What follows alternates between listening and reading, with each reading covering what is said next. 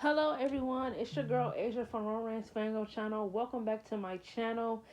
Like I told you guys in my last video, I want to kind of like take a break from doing Degrassi reviews. Not a really long break, just a short one, just to get out some other cartoon stuff I want to get into because I'm almost like at the end of doing season reviews for Degrassi and I kind of don't want to go through it so fast.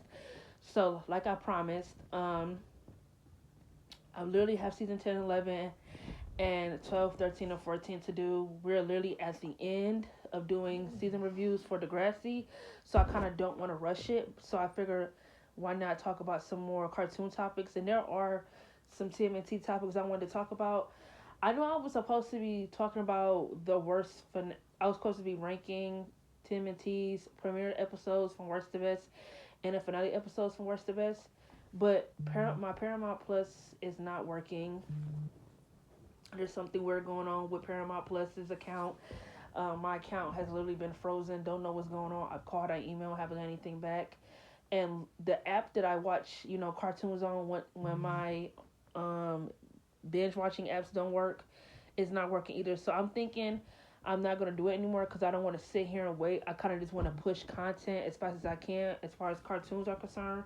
So those who were like interested to see me rank those finales and premieres, unfortunately, I don't want to do it anymore because Look Movie always keep freezing and they always have to keep reviewing the app. It's just a lot that goes with it.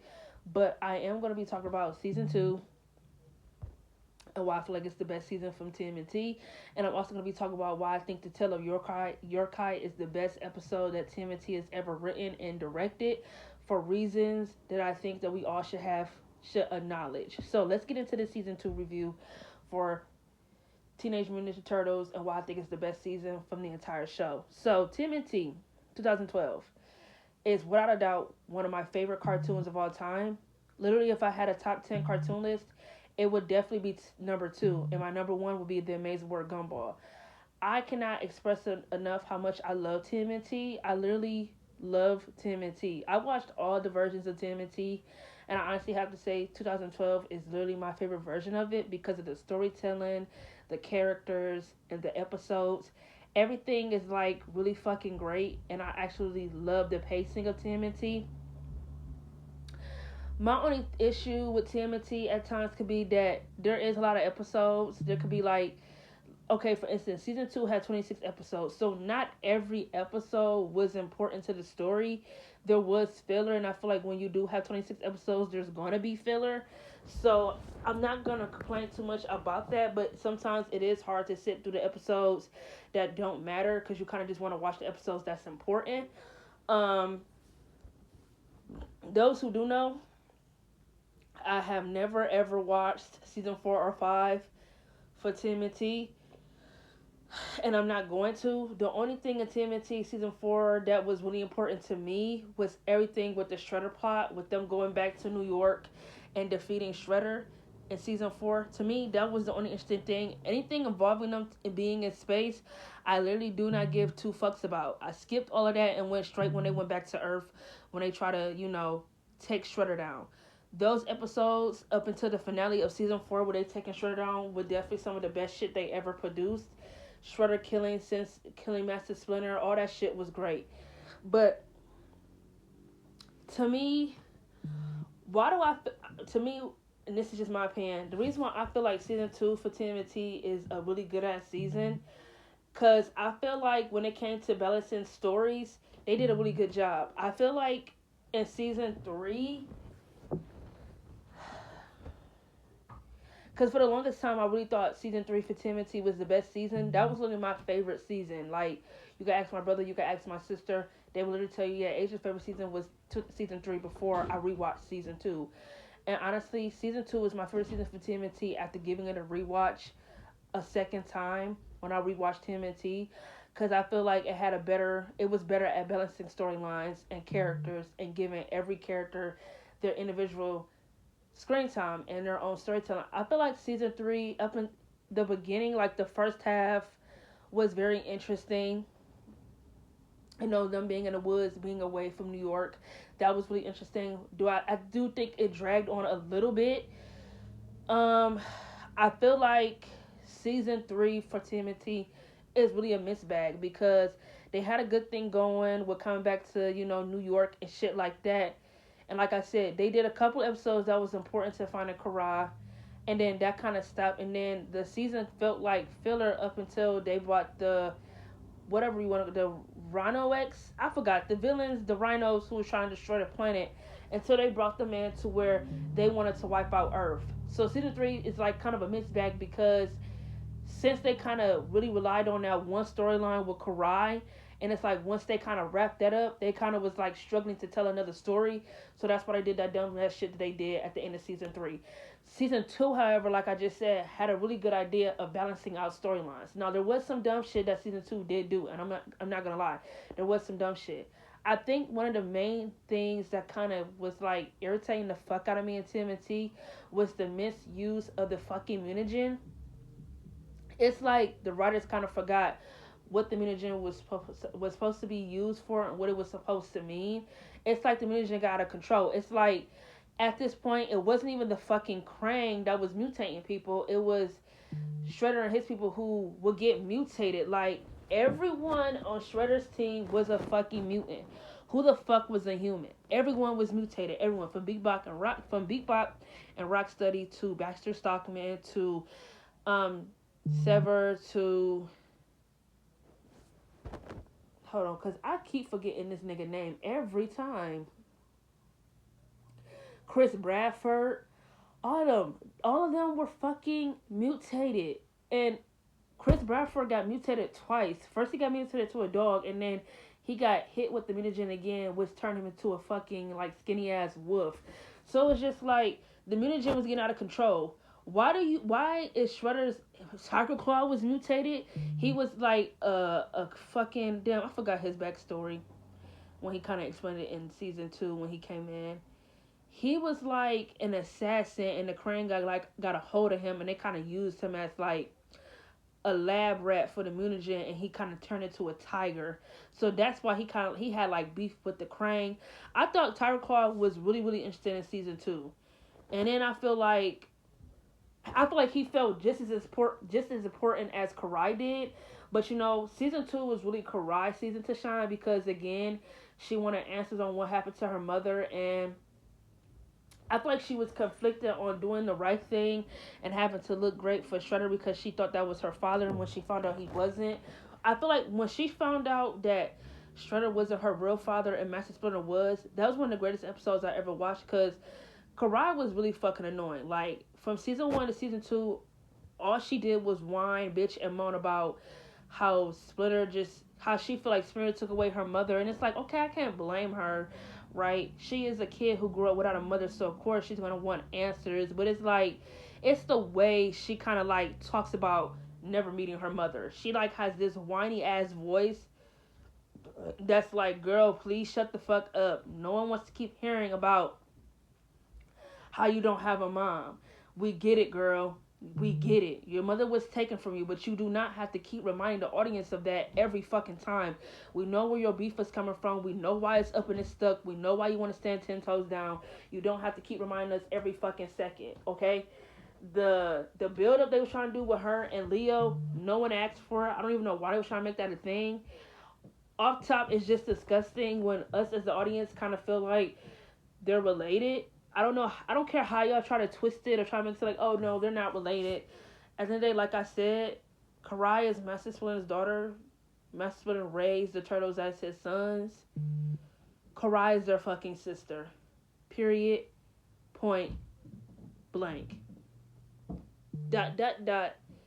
Exclamation point. I'm over it. I don't want to have to keep repeating myself when it comes to that topic.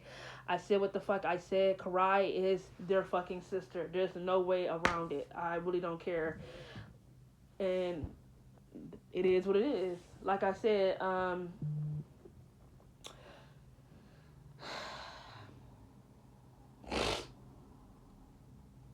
what was I talking about? Yeah, I didn't like the misuse of the mutagen. That was kind of like annoying. Leonardo and April, them believing that Karai wants to know the truth on what happens to her mother, they're both retarded. Because it's like, why was it so easy for April and Leo to just trust Karai as easy as they did. That didn't make any sense to me when it's like, bro, did y'all forget all the shit she's been putting y'all through since season one?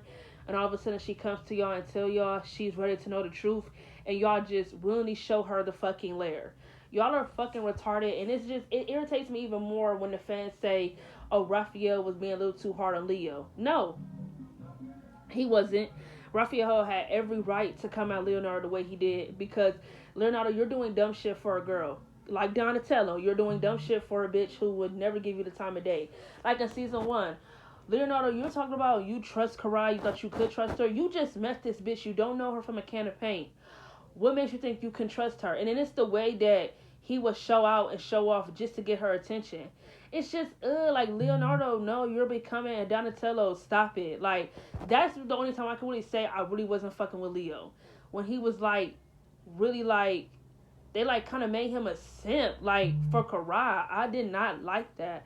So, when they kind of, like, stopped doing that and just focused on him becoming a great leader and a great big brother for his, like, for Ralph and Mikey and Donnie, that's the Leonardo I fuck with. I don't fuck with the Leonardo who's a simp for Karai. Leave that to be Donatello's character. Keep that away from Leonardo. Keep that far, far, far away from Leonardo, okay? Again, I really do wish Tmnt would have done more with Donatello and Mikey Angelo's characters. I feel like Mikey was just a silly kid, and I feel like Donatello was just, you know, the simp for April. And then they try to bring Casey's character in here and try to make it a fucking love triangle again. No one cares for Donatello or Casey's fucking crushes on April O'Neil. She never gives these niggas any. She doesn't give neither one of them the time of day. So to me, it's kind of crazy that they so crazy over this girl who could care for neither one of their fucking existence. Me though, I do feel like April kind of like had a crush on Casey more than she had a crush on Donatello. Cause I do feel like I will never forget in season 2 when Donatello tried to tell her that he had a crush on her, and she kind of like stopped him from talking. So that kind of gave me, oh yeah, she really ain't fucking with Donatello like that. She don't look at him that way. And let's be honest, Donatello only likes April because that's the only human girl he's ever fucking met. I promise you, if he met another human girl, he would probably just be crazy obsessed with her just like he is with April. And Donnie's crush on April was just weird. It was like some obsessed type shit. Like, he just knew. He just was weird. Like, Donatello was like weird. Like I said, I can't necessarily blame him because he's never met or interacted with a human girl before. So he's just like going off the top of his head. But sometimes the shit he did do was kind of like creepy. Not gonna cap, it was creepy. I don't know why they think that shit is cute when it's not. It's creepy.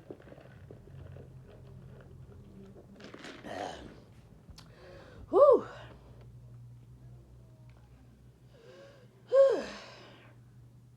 I do feel like season 2 did have some of the best episodes in the season.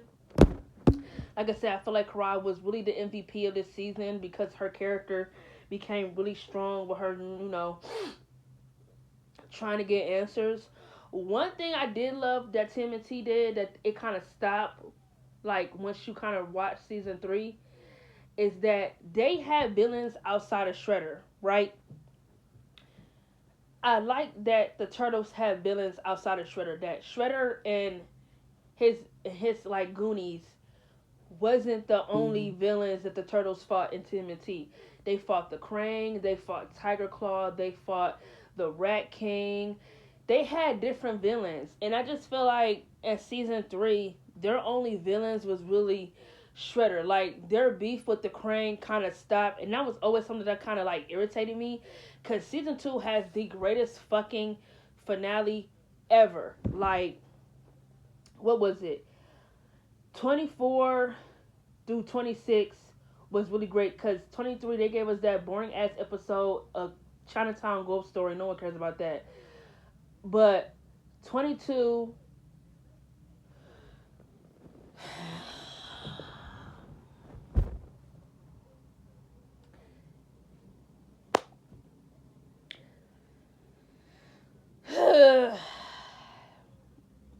like I said, Tmnt season 2 is the greatest fucking finale ever in the show. The writing, the producing, everything was great. That Shredder and Splinter fight, that Shredder and Leonardo fight, stop it. Nothing could ever top that. that finale was a bad bitch, period.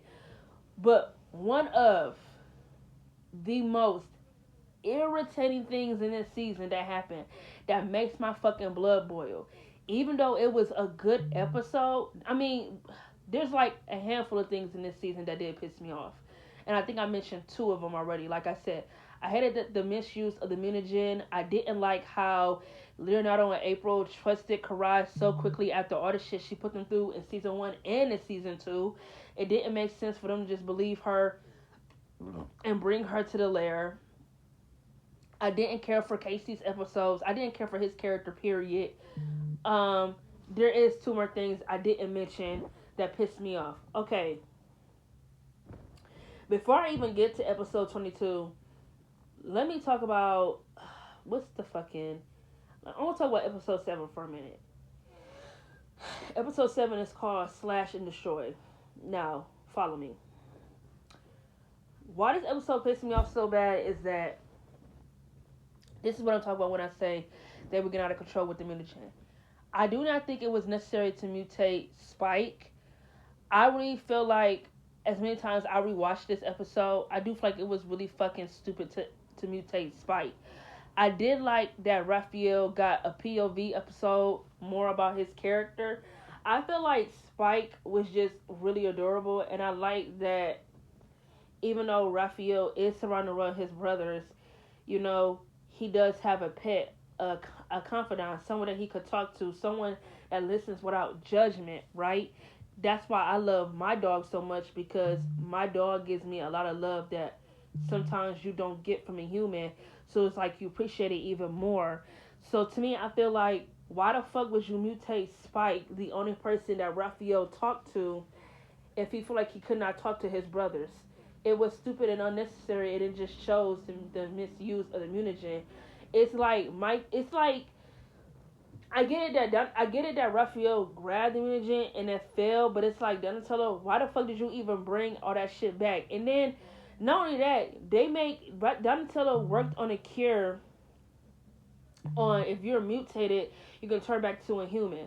You mean to tell me he was working on this shit since season 2 and season 3, and the shit never worked? It didn't work on Shredder in season 4, and it didn't work on Karai. So it was like, what the fuck is the point? What the fuck is the point of mutating people if they can't become their human form again? It's stupid. They really should have used that shit on Master Splinter when they had the fucking chance. I'ma just be 100. They should have used it on him when they had the fucking chance. I did like that they gave Master Splinter more character arc in season 2. I thought some of the best acting he did was in the episode when the Rat King came back. That was really fucking good. But I like that they didn't have him in the lair so much, that he actually came out of the lair and stood 10 toes down for his sons. Like when he fought Tiger Claw and fought Shredder. Like when he had to fuck them up when he needed to, when it came to his kids. But I do know when I do watch Tmnt season 2, when they mutated Spike, that did kind of irritate me, because it just go back to they're misusing the mutagen. They're kind of forgetting what the mutagen is for. The mutagen isn't to turn everything you fucking see in New York into a monster. Like, use it when it's fucking necessary. You don't have to use it on every fucking living, breathing thing. That's annoying. But to me,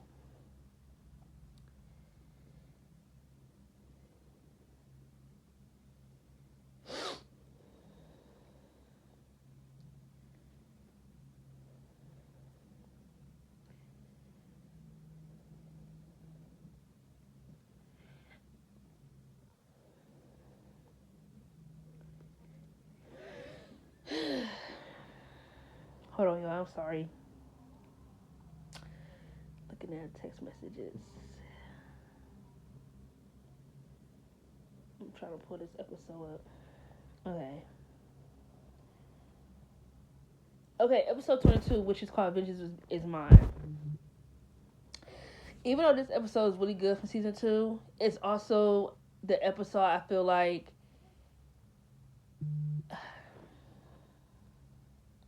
how can I say this? I feel like episode 22 for season 2 ruined whatever they have planned for season 3.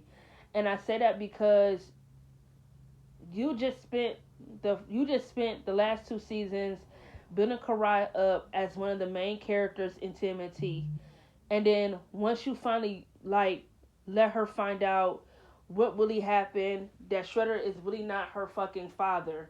You had her do something stupid where she thought it was smart to even run off to face Shredder all by herself.